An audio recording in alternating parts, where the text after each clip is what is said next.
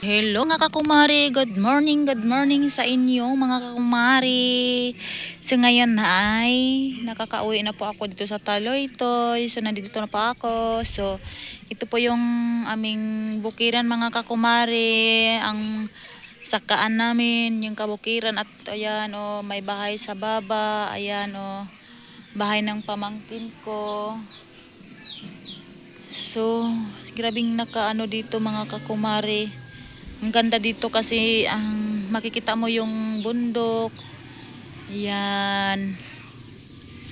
Yan mga kumare. So, then meron din bahay dyan sa pamangkin ko po mga kakumare. So, ito mga kakumare, bahay ng mga pamangkin ko. Ito. So, ito. Ang laki ng bahay nila mga kumare dito. So, meron din yung bahay ko mga kakumare. Ito din yung ito yung bahay ng kapatid ko noon na binibenta sa kanya. So binibili niya. Maliit lang to mga kumare. So ngayon ay binigay. So binigay niya sa akin. So ito na po yung ipapaayos ko ulit kung matapos ko na yung mga problema ko mga kakumari. Sayang naman ang cute niya, ang liit lang. So ipapaayos ko mga kumare balang araw kung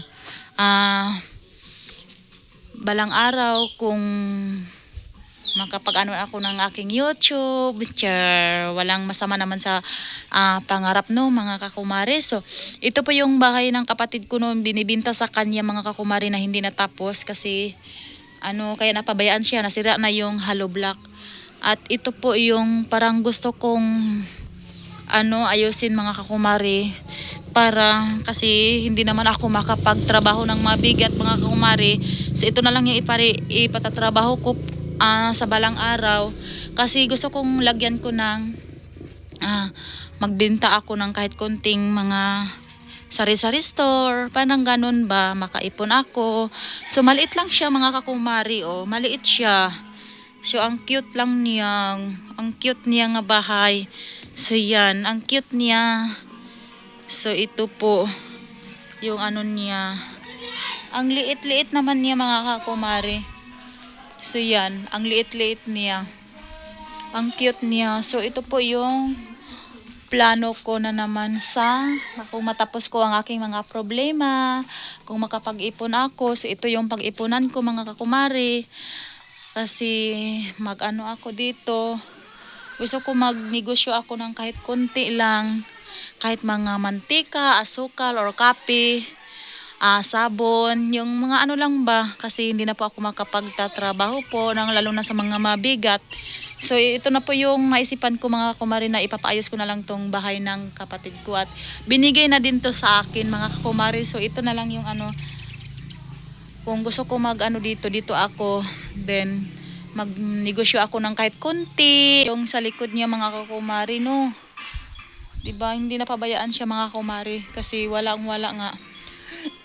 So baka bigyan ako ni God kung makapagsahod ako ng aking YouTube, kung bigyan ako ng Panginoon, ganun. So mapaayos ko na tong aking konting bahay. Ang liit lang to, ang cute niya mga kakumari, ang cute niya pag matapos. Din gusto ko lagyan ko ng terrace dyan sa taas. Ang cute niya, kaya ang gusto ko talaga. Kaya ito. So ang ganda naman pag ang liit lang niya, pero okay lang naman kasi yung anak ko naman malalaki naman yun, nandoon din sa tatay nilang iba, din sa akin ngayon dito, isa lang manatira sa akin, si Halila na lang. So tamang-tama lang namin dalawa dito mga kakumare. So kung pupunta yung mga anak ko dito, may malaki namang bahay ako dun sa taas, yung pinagawa ni Sir Paul. So ito, gagawin ko po itong mga yung pag magbinta ako, kahit magbinta ako ng mga siomay, kahit lang mga kakumari yung naisipan ko, kasi hindi na ako makapagtrabaho ng mabigat. So ngayon mga kakumari, so papunta na po ako ng bahay ko kasi maglalaba muna ako. So bibili muna ako ng sardinas mga kakumari no.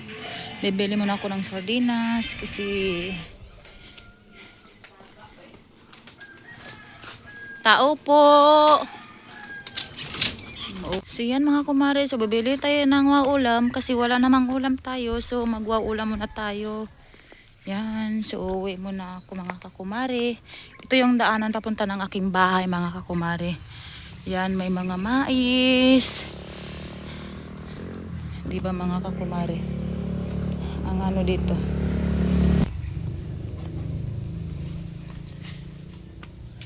Kakumari, may niyog dyan. So may isang dalaga doon sa pinakataas mga kakumari. Kung sino kaya yung dalaga na masalubong ko mga kakumari, makikilala nyo kung sinong dalagan yan. Kilala ninyo mga kakumari kung sinong dalagan yan kasalubong ko. Ay, si Mads. Wow, ulam. Wow, ulam. Wow, ulam. Malakas na. Oh. So yan mga kakumari, so pauwi na po ako mga kakumari. Papunta na po ako ng bahay. So yan mga kakumari, so papunta na po ako sa aking bahay. So ito po yung aming daanan. Ang daming biik dito mga kakumari. Oh. Ito yung bahay ng mga pinsan ko. Ayan.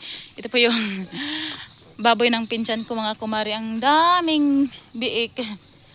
So, dito po ang daanan papunta ng aking bahay. So yan mga kumari, no, punta tayo ng bahay ko. So ito yung daanan, medyo malayo pa dun sa ano, sa highway, diba?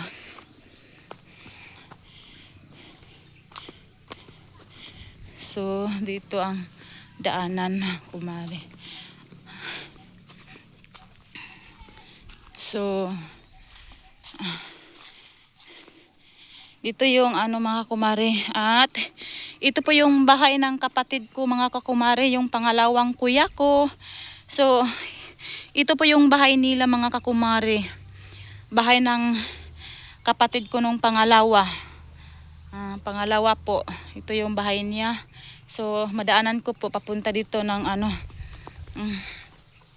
kasi mga kakumari, dito yung bahay niya dati na ano to sa ano, Bagyo. Tingnan mo, ano na siya. So ito po yung ano, kaya pagpasensyahan nyo mga kumari ang aking bahay. Alam nyo naman po na sa katagalan po. So ito po yung mga kakao dito, yung pamumuhay ko noon, yung di pa ako nag-ano ni Sir Paul. So dito hanggang dumating na si Sir Paul. So nandito pa rin yung aking kakao. Nandoon yung bahay ko mga kakumari, nakikita nyo na. So ito mga kumari, so nandito na tayo sa aking pamamahay mga kakumari. So ito po yung ano mga kumari, pinag-isprehan ko to mga kumari kasi lalagyan ko ng mga bulaklak. At ito po yung gagawin kong semelya. Sinabi ko ng kapatid ko, wag mong isalin yan sa pag-spray kasi gagawin natin ng semelya kasi sayang naman yung mga ibang kulay. Kasi ito yung kukunin ko, then ililipad ko dyan sa ano, kasi magtatanim naman ako ng bulaklak dito ulit mga kakumari. So ito po yung aking bulaklak noon. Dito po mga kakumari, yan ang mga aking bulaklak noon. So mamaya iguntingin ko munang ano, ipantay ko po. So ito mga kakumari yung mga bulaklak ko noon. So yan, may mga yellow. So ito po yung aning bahay, pamahay ko. At linagyan ko ng bermuda mga kakumari yung aking bahay. So ito po yung aking bahay mga kakumari. Ito po yung ano niya, yung bahay ko mga kakumari. Kaso lang po may mga ano, nangalaglag na nga tagak na nga ano na, anong tawag dyan, parang na butas na yung mga ano niya, ganun. Kasi siyempre sa katagalan po mga kakumarino, so ito po yung ano, ganun yung mga kumari sa katagalan to. So ito tatanim naman ko ng bulaklak uli dito sa mga paligid niya.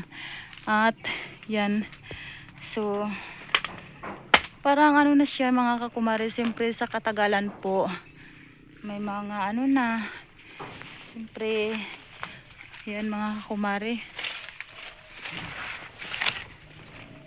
Yan mga kakumari, yung nilagyan na lang ng trapal ulit mga kumari kasi maka ano na yung ulan dyan sa loob. Yan. So ito naman yung kulungan dati ng baboy ko mga kakumari, pero ginagawa naming CR. Ginagawang CR mga kumari. Kaya pag magbawas kami dito, makikita yung half namin na katawan. Kaya yun. So dito kumari yung ano namin, pero nasira na yung ano, yung bintana. So yun. So pagpasensahan nyo mga kakumari ang aking pamamahay kasi ang dami ng mga damit dyan. Kasi alam nyo naman po. And yan. Puntahan natin sa loob mga kakumari. So dito. So yan mga kakumari. Nagkalat pa kumari kasi ngayon lang ako nakapag ano, kasi nag-asikaso pa ako ng aking anak. So ito po yung ano dati ni Sir Paul sa akin. So ito po mga kakumari. Pagpasensyahan niyo po mga kakumari, no? So mga kakumari, ang aming mga tubig, kumari, yan ang mga paligid sa aking bahay, yan mga ano. So hanggang dito lang po mga kakumari. So maraming salamat po sa inyong pagsuporta po sa akin at pagmamahal po nyo sa akin, sa pagpatuloy nagmamahal po sa akin. So maraming salamat po sa inyo. Mag-ingat po kayo palagi, lalo na sa mga pagmanihon nyo. So mag-pray always mga kakumari. So mag-ingat po kayo. Bye bye, I love you.